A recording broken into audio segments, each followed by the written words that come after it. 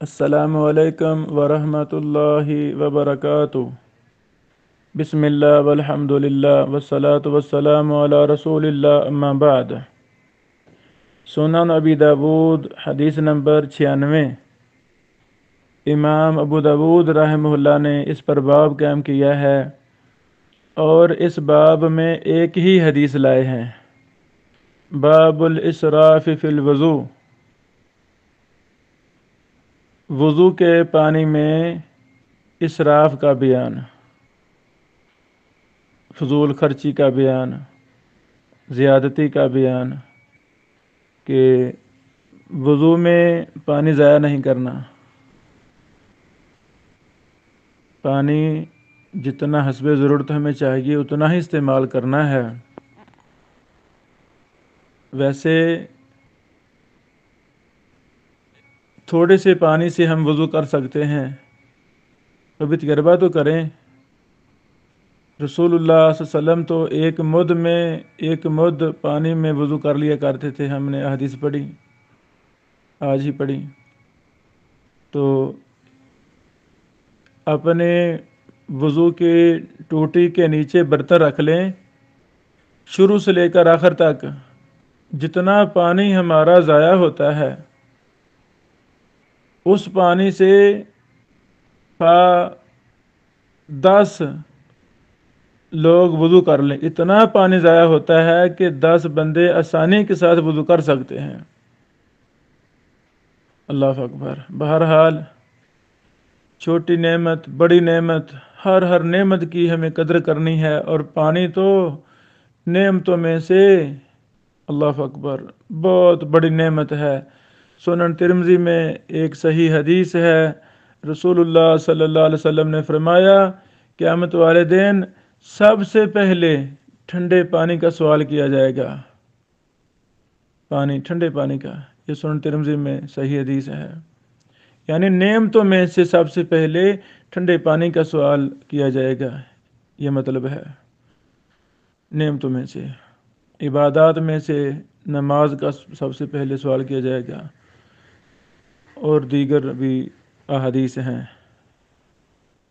بہرحال حدیث نمبر 96۔ قال حدثنا موسیٰ بن اسماعیل قال حدثنا حماد قال حدثنا سعید الجريري عن ابي نعامة ان عبد الله بن مغفل سمع ابنه يقول اللهم إني أسألك القصر الأبيض عن يمين الجنة إذا دخلتها۔ سیدنا عبداللہ بن مغفل رضی اللہ تعالیٰ عنہ نے اپنے بیٹے کو سنا، وہ یہ دعا کر رہے تھے، اے اللہ میں تو اس سے سفید محل کا سوال کرتا ہوں جو جنت کے دائیں طرف ہو، اذا دخلتها جب میں اس میں داخل ہوں۔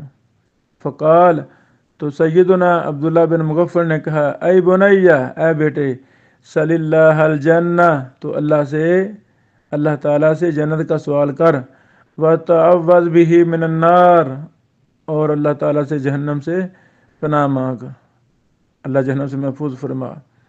فإني سمعت رسول اللہ صلی اللہ علیہ وسلم یقول، میں اللہ کے نبی صلی اللہ علیہ وسلم سے میں نے سنا، آپ فرما رہے تھے انہ سیکون فی ھذہ الامہ قوم، بے شک اس امت میں کچھ ایسے لوگ ہوں گے یعتدون فی الطہور والدعاء، جو طہارت میں اور دعا میں زیادتی کریں گے، حد سے تجاوز کریں گے۔ اللہ اکبر۔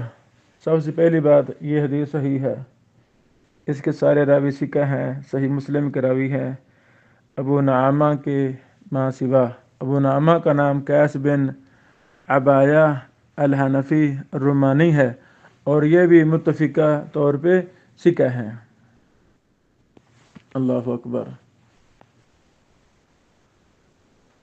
یہ حدیث سنن ابن ماجہ میں بھی ہے، حدیث نمبر 3864، اور مسند احمد میں بھی ہے، جلد 4 صفحہ نمبر 86۔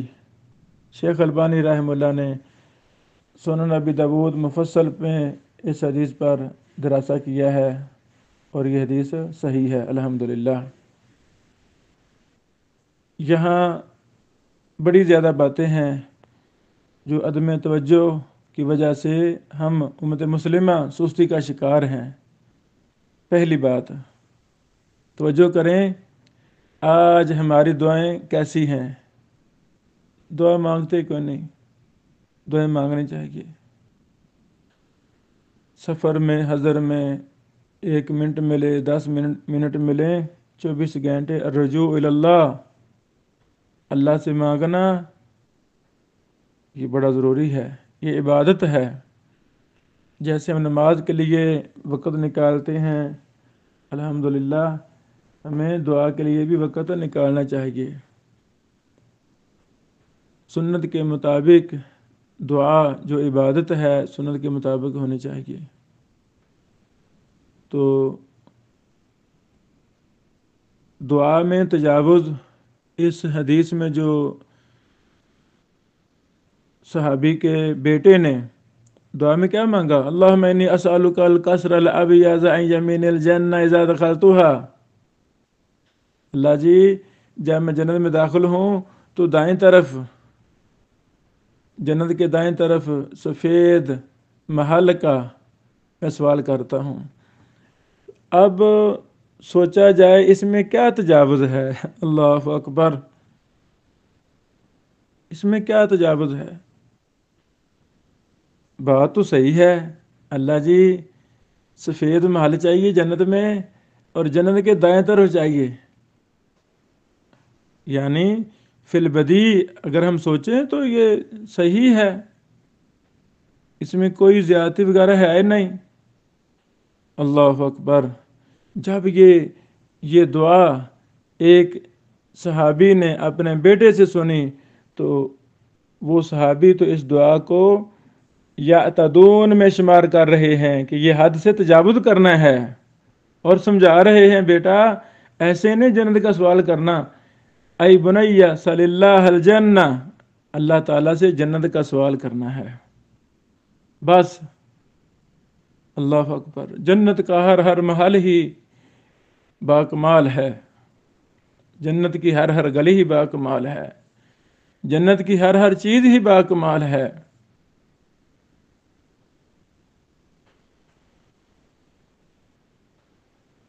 جنت کی ہر چیز ہی باکمال ہے، جنت کی دائیں طرف بھی باکمال ہے، بائیں طرف بھی باکمال ہے، جنت کی ہر چیز ہی باکمال ہے۔ یعنی ایک باریک نکتہ سیدنا عبداللہ بن مغفل رضی اللہ عنہ اپنے بیٹے سے سمجھا رہے ہیں بیٹا اس طرح کی دعا یہ زیادتی ہے، ایسے نہیں ہمیں دعا کرنی۔ تو اب ہماری دعاؤں کا کیا حال ہے؟ دعا بھی جامع ہونی چاہیے، اس کا مطلب ہے جامع معنی دعا ہونی چاہیے۔ ایسے دعا میں فضول قسم کی لغویات، پتہ نہیں کیا کچھ، گھنٹہ دعائیں، 2 گھنٹے دعائیں، 3 گھنٹے دعائیں ہو رہی ہیں، یہ کون سا سنت ہے؟ 10-15 منٹ تو عام ہے، آدھا گھنٹہ دعا تو یہ تو عام ہے۔ وہ دعائیں جو بدعات پر مبنی ہیں ان کی بات نہیں کر رہا، وہ تو مسئلہ ہی اور ہے، بدعت و خرافات اس پیاری عبادت میں آ چکی ہیں، ان کی بات نہیں کر رہا، یہ عام بات کر رہا ہوں۔ 10 منٹ دعا، 20 منٹ دعا، اور کیا مانگا جا رہا ہے ہمیں مانگنے کا طریقہ نہیں آتا۔ تو بہرحال ہماری دعائیں بھی سنت کے مطابق، اور یہ عبادت ہے، عبادات سنت کے مطابق ہوں گی تو قبول ہوں گی، ورنہ تو فائدہ ہی نہیں ہے۔ دعا مختصر ہونی چاہیے، جامع معنی دعا ہونی چاہیے، اور دعا سنت کے موافق ہونی چاہیے بس۔ وَتَعَوَّذْ بِهِ مِنَ النَّارِ، کتنی جامع دعا ہے۔ اور وضو کے اندر، غسل کے اندر پاکی حاصل کرنے میں پانی کو ضائع نہیں کرنا، جو پانی کو ضائع کرتا ہے 3 دفعہ سے زیادہ اعضاء کو دھوتا ہے، وہم کے شکار ہیں لوگ، بہت زیادہ وہم میں پڑ جاتے ہیں، پتہ نہیں وضو کیا ہے کہ نہیں، پتہ نہیں میں نے کتنی دفعہ کلی کی ہے، کئی تو بیچارے 10 بار چہرہ دھو رہے ہیں، بار بار پاؤں دھو رہے ہیں، وہم میں شکار نہیں، وہم میں نہیں پڑنا، وہم کا تعلق ہی نہیں ہے، وہم میں نہیں پڑنا۔ اور دعا اور طہارت میں اسراف نہیں کرنا، قرآن و سنت کے مطابق ہی ہماری طہارت ہو، قرآن و سنت کے مطابق ہی ہماری دعائیں ہو جائیں، اور زندگی کا ہر کام سنت کے مطابق ہو جائے، قرآن و حدیث کے مطابق ہو جائے۔ کل قیامت والے دن اللہ تعالیٰ ہمارا حساب احسان فرمائے اور جنت میں داخلہ دے دے، سب تھکاوٹیں دور ہو جائیں گی انشاءاللہ۔ اللہ تعالیٰ ہمیں، ہمارے اساتذہ کو، ائمہ محدثین کو، خدام دین کو، ہر مخلصین کو، معاونین کو، جن کے پیسوں سے، جن کی وجہ سے دین کی کتب شائع ہو رہی ہیں، پوری دنیا میں دین پھیل رہا ہے، مساجد بن رہی ہیں، مدرسے بن رہے ہیں، جن کی دعاؤں سے یہ سارے کام جاری ہیں پوری دنیا کے اندر، الحمدللہ قرآن و سنت کا پرچم لہرانے والے اللہ والے لوگ موجود ہیں۔ اللہ تعالیٰ ہمیں بھی ان میں شمار کرے۔ تو اللہ تعالیٰ ہم سب کو، ہمارے معاونین کو، مخلصین کو، اساتذہ کو، ائمہ محدثین کو، ہماری نسلوں کو جنت میں جگہ عطا فرمائے، آمین۔ یہ حدیث صحیح ہے۔ اس سند میں 2 راوی پہلی بار آئے ہیں، بلکہ 3 راوی۔ پہلے راوی ہیں سعید بن ایاس الجریری، سعید کا نام ہے سعید بن ایاس الجریری ابو مسعود البصری، یہ نام ہے مکمل اس راوی کا۔ امام احمد بن حنبل نے کہا الجریری محدث اہل البصرہ، ماشاء اللہ، سعید الجریری یہ بصرہ والوں کے محدث ہیں۔ ابن معین نے کہا ثقہ، ابو حاتم نے کہا تغیر حفظہ قبل موتی، فوت ہونے سے پہلے ان کا حافظہ خراب ہو گیا تھا۔ فمن کتب عنہ قدیما فہو صالح فہو حسن الحدیث، جس نے ان سے قدیم یعنی حافظہ خراب ہونے سے پہلے لکھا ہے، حدیث لی ہے، تو وہ درست ہے، اور یہ حسن الحدیث راوی ہیں، ماشاء اللہ ان کی حدیث حسن درجے کی ہوتی ہے۔ امام ابو حاتم رازی فرما رہے ہیں اللہ جی ہم آپ سے دعا کرتے ہیں مرنے تک ہمارا حافظہ، ہماری زبان، ہماری آنکھیں، ہماری بصیرت بصارت 100% درست رہے، تاکہ اس زندگی کو ہم چھوڑ رہے ہوں، آخری سانس میں بھی اللہ تیرے دین کی بات جاری ہو، قرآن ہماری زبان پہ جاری ہو، سنت کا علم، حدیث کا علم ہماری زبان پہ جاری ہو، ہمارے ہاتھ میں قلم کوئی قرآن و حدیث کی خدمت کر رہا ہو، لکھ رہا ہو، یا اللہ دین کی خدمت کرتے کرتے ہم تیرے پاس جائیں۔ امام بجلی، آمین۔ امام بجلی فرماتے ہیں بصری سکہ، یہ بصری ہیں، سکہ ہیں۔ میرے گاؤں سے ایک بہت بڑے شیخ الحدیث اور محدث فضیلت الشیخ محمد اسحاق حسینوی رحمہ اللہ، شیخ الحدیث تھے، حافظ محمد گوندلوی رحمہ اللہ، ان کے کبار شاگردوں میں سے تھے۔ یہ ہمارے بزرگ محمد اسحاق حسینوی رحمہ اللہ ہماری بستی حسین خان والا سے تھے۔ پتوں کی کے ساتھ جو ہماری بستی ہے، ہمارے 2 گاؤں ہیں، ایک سٹی قصور کے ساتھ، ایک پتوں کی سٹی کے ساتھ ہے، یہ دونوں ہی ہمارے ہیں۔ ہماری کچھ فیملی وہاں آباد ہے، کچھ یہاں۔ اصل پتوں کی والا گاؤں بھی ہمارے بڑوں نے آباد کیا تھا۔ تو شیخ اسحاق حسینوی صاحب رحمہ اللہ کے رشتہ دار کچھ میری بستی میں ہیں قصور کے ساتھ، کچھ پتوں کی میں ہیں، ابھی بھی، پہلے بھی ایسے تھا۔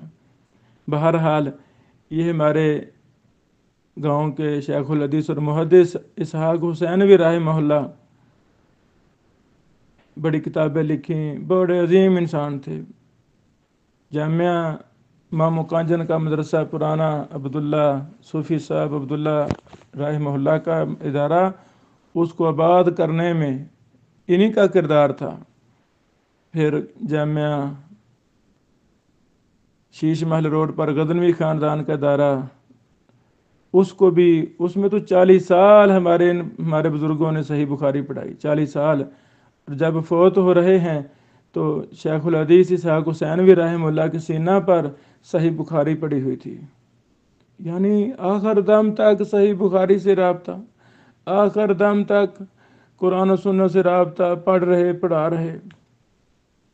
اللہ اکبر۔ مجھے بیان کیا فضیلت شیخ ناصر الدین اسماعیل الخطیب نے، اللہ اکبر، مجھے سعادت حاصل ہے، میں نے اسماعیل الخطیب صاحب جن کا جو حافظ محمد گوندلوی رحمہ اللہ کے شاگرد تھے، جو شیخ الحدیث اسحاق حسینوی صاحب کے شاگرد تھے، انہوں نے خود ہمیں بتایا تھا، میں بھی تھا اس مجلس میں، کہ میں نے 7 دفعہ صحیح بخاری پڑھی ہے۔ فرمانے لگے 2 دفعہ میں نے شیخ الحدیث اسحاق حسینوی صاحب سے صحیح بخاری پڑھی ہے، اور بتایا کہ شیخ صاحب بیمار تھے، اسحاق حسینوی صاحب بیمار تھے، 4 پائی پر ہوتے تھے، تو میں نے انہی دنوں میں، انہی مہینوں میں صحیح بخاری 2 دفعہ پڑھی شیخ صاحب پر۔ اللہ اکبر۔ اللہ تعالیٰ ہماری نسبتیں بھی قرآن و حدیث کے ساتھ قائم رکھے۔ یہ بہت بڑی نسبتیں ہیں، یہ بہت بڑی سعادتیں ہیں۔ اگر بادشاہوں کو پتہ چل جائے یہ کیسی سعادت ہے قرآن و سنہ والی، قرآن و سنہ کے علم کو حاصل کرنے والی، اللہ کی قسم وہ اپنی پارلیمنٹ کے اندر بڑے بڑے شیوخ الحدیث محدثین کو بلا کر روزانہ ان سے قرآن کی تفسیر اور صحیح بخاری پڑھنا شروع کر دیں۔ ان کو پتہ ہی نہیں ہے، ان کو پتہ ہی نہیں ہے بڑے بڑے بادشاہوں کو کہ قرآن و سنہ کی عظمت کیا ہے۔ یہی وجہ ہے کہ ہمارے دیش پاکستان میں آئے نہ آئے دن پریشانیاں آ رہی ہیں۔ اللہ تعالی ہمارے ملک کی حفاظت فرما، ہمارے حکمرانوں کو قرآن و سنت کی علم حاصل کرنے کی توفیق عطا فرما، اور قرآن و سنت کو نافذ کرنے کی توفیق عطا فرما، آمین۔ بہرحال یہ بصرہ والوں کے محدث تھے۔ امام احمد بن حنبل نے کہا، سعید الجریری رحمہ اللہ، ابن معین نے کہا سکہ، امام اجلی نے فرمایا بصری سکۃ واختلط بآخرہ، آخر عمر میں اختلاط ہو گیا تھا۔ اختلاط کی حالت میں ان سے جنہوں نے بیان کیا یزید بن ہارون ہیں، ابن مبارک ہیں، ابن ابی عدی ہیں۔ پھر کہا امام اجلی نے وَكُلُّ مَا رَوَى عَنْهُ مِثْلُ هَؤُلَاءِ الصِّغَارِ فَهُوَ مُخْتَلَط، ان چھوٹوں نے، ان صغار راویوں نے جو ان سے بیان کیا ہے، یہ سارے اختلاط کی حالت میں ہیں۔ جنہوں نے صحیح بیان کیا ان سے، انما صحیح عنہ حماد بن سلمہ وثوری وشعبہ وابن علیہ، حماد بن سلمہ، ثوری، شعبہ، ابن علیہ، انہوں نے ان کے اختلاط سے پہلے سنا ہے۔ یہ باقاعدہ فن ہے اختلاط، اس پر کتابیں ہیں۔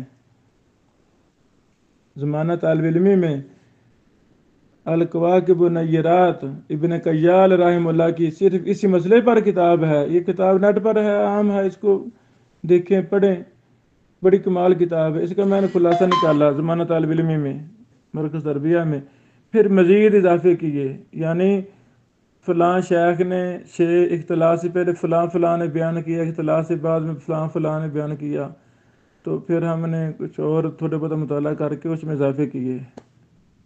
یہ کتاب ابھی تک شائع نہیں کی، اللہ تعالیٰ توفیق دے ہم اسے بھی شائع کریں، آمین۔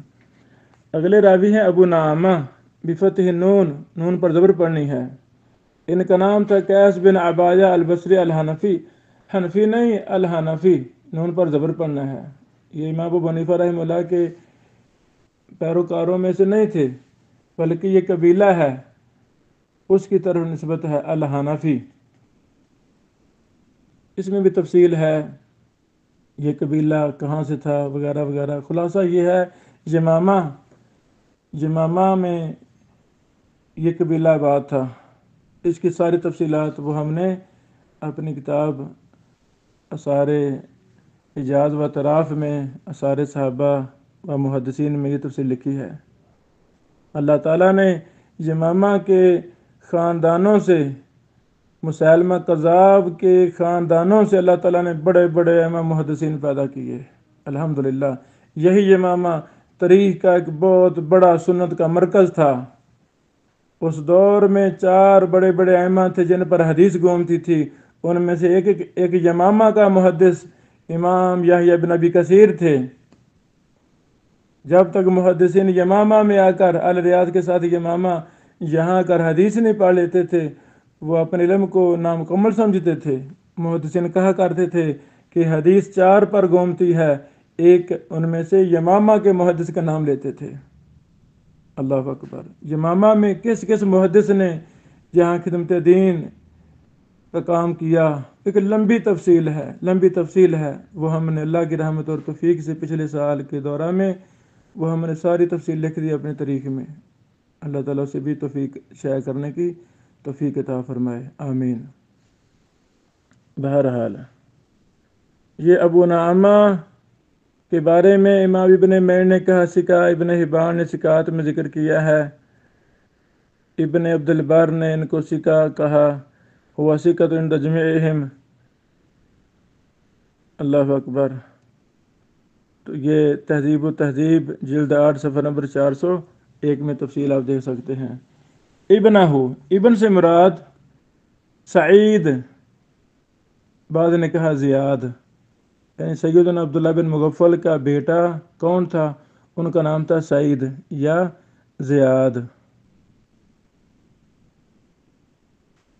حدیث کا معنی واضح ہے، الحمدللہ یہ حدیث صحیح ہے۔ اللہ تعالی ہمیں 100% قرآن و سنت کے مطابق اپنی طہارتیں، اپنی دعائیں کرنے کی توفیق عطا فرمائے، اور تنہائی کے وقت میں ہم روزانہ سفر کرتے ہیں، سفر میں انسان کے اللہ ہوتا ہے، اللہ تعالیٰ سے فوراً رابطہ بندہ قائم کر لے، رونا دھونا شروع کر دے، کوئی بھی نہیں ہوتا۔ یہ دعائیں اللہ تعالیٰ کو بڑی پسند ہیں۔ کوئی بھی نہ دیکھ رہا ہو تو اللہ تعالیٰ کے سامنے بندہ سجدے میں پڑ جائے، ہاتھ کھڑے کر دے، اٹھا لے، دعا کرنی شروع کر دے، یہ بڑی بابرکت کی زندگی ہے۔ ہمیں ماں سے رابطہ کم کرنا چاہیے، ابو سے رابطہ کم، بہن بھائیوں سے رابطہ کم، اللہ سے رابطہ، کل کائنات سے زیادہ رابطہ صرف اللہ رب العالمین کے ذات سے ہونا چاہیے۔ جس کا ہم غم اللہ کی محبت بن جاتی ہے، اللہ تعالیٰ اسے رسوا نہیں کرے گا۔ اللہ تعالیٰ پر فرض ہو جاتا ہے کہ اللہ تعالیٰ اس بندے کی حفاظتیں کرتے ہیں، عزتیں عطا فرماتے ہیں، اس کو اپنے دین کے کاموں کے لیے استعمال کر لیتے ہیں۔ شرط کیا ہے کہ وہ انسان اللہ کے قریب ہو۔ بارک اللہ فیکم۔ تمام پریشانیوں کا حل یہی ہے کہ ہم اللہ کے قریب ہو جائیں۔ ابھی گزشتہ رات کراچی سے ایک ماں نے میسیج لکھا، پہلے بھی مسئلے مسائل پوچھ رہی تھی، لمبا میسیج لکھا، شاید سے میں بڑی پریشان ہوں، میری بیٹی بے دین ہے، شادی پر نہیں آ رہی، 30 سال عمر ہو گئی ہے، اس نے اللہ اور اللہ کے رسول کو چھوڑ دیا ہے، وہ ایک پیر کا کلمہ اس نے یاد کر لیا ہے، پیر کا کلمہ پڑھتی ہے، نہر کے کنارے جا کے چلے کشی کرتی ہے، میری بات نہیں مانتی، میں کیا کروں؟ تو پھر میں نے میسیج کی، 2-3 لمبے میسیج، میں نے کہا بہنا اللہ سے رجوع فرمائیں، اللہ کی طرف رجوع کریں۔ تو جب یہ بیٹی کو یہ کام شروع کر رہی تھی، اس وقت غفلت اختیار کی، ماں کو پتہ نہیں ہوتا، سب کو پتہ ہوتا ہے، کیوں سوچتی کی؟ بہرحال کافی باتیں میں نے سمجھائیں، وہ مطمئن ہوئی کہ ہاں میں انشاءاللہ پوری کوشش کرتی ہوں۔ تو تمام ٹینشنوں کا حل ایک ہی ہے، ہم اللہ کے قریب ہو جائیں۔ جو قوم اللہ کو چھوڑ دیتی ہے، اللہ تعالیٰ ان لوگوں کو چھوڑ دیتا ہے۔ وما قدر اللہ حق قدری، اللہ تعالیٰ ہمیں اپنے ذات کی قدر کی توفیق عطا فرمائے۔ وآخر دعوانا ان الحمدللہ رب العالمین۔